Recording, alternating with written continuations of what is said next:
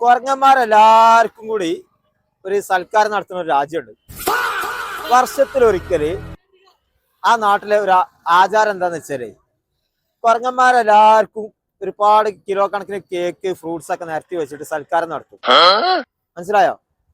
ആ രാജ്യത്ത് കുരങ്ങന്മാരെ ഒക്കെ പാടെ നിരത്തിയിട്ട് കിലോ കണക്കിന് കേക്കും ഫ്രൂട്ട്സും ഒക്കെ പാടെ നിരത്തി വെച്ചിട്ട് കുരങ്ങന്മാരെ സൽക്കരിക്കും.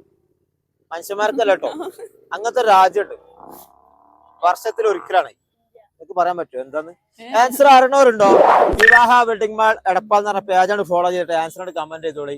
ഭാഗ്യമുണ്ടോ? ഒരു സമ്മാനം പറഞ്ഞോ. ആൻസർ അറിയോ? ഒരു ടൂറിസത്തിനൊക്കെ ഫേമസ് ആയ രാജ്യമാണ്. ഏതാ? ദുബായില്ല. തായ്ലൻഡ് ആണോന്ന് ചോദിക്കാൻ പറ്റില്ല. ആണോന്ന് നിങ്ങൾക്ക് ഉറപ്പിച്ചിട്ട് പറയാം.